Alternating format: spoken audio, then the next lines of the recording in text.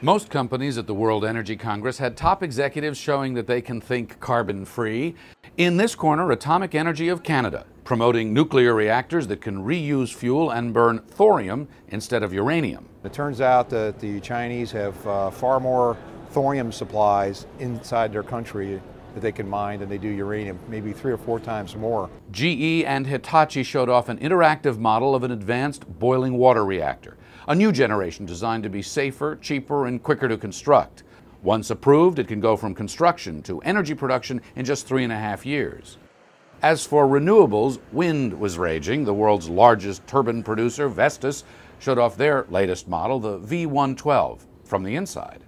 It's interesting because it has a very big rotor compared to the generator size, which is 3 megawatt. That's enough power to light up more than 700 homes. The Danish company says it was designed to harvest power at low and medium wind speeds, thanks to better rotor efficiency. 2 prototypes are being tested. We'll put up 10 more this year and 300 next year. Amid all the talk about carbon capture and storage, sequestration, some companies are now selling their methods to actually do it, burying carbon from coal smokestacks down in the ground.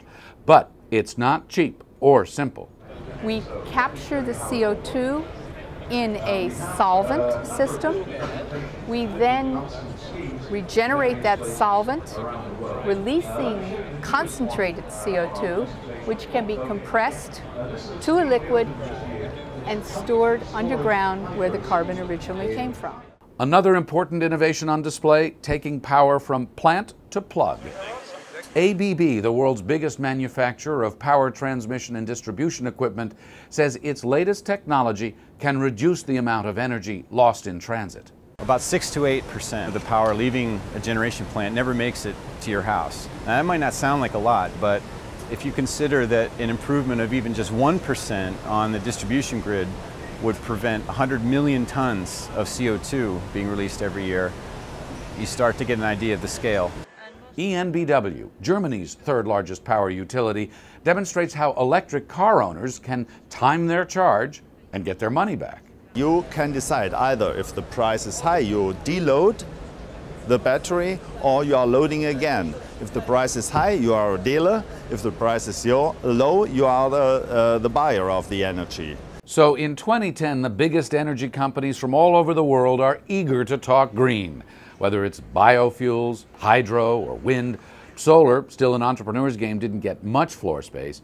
But before we get too carried away with all of this, consider one simple fact. The most lavish displays still belong to those who argue that oil, gas, and coal remain so cheap they give nuclear and all the renewables a run for their money. It's business's bottom line.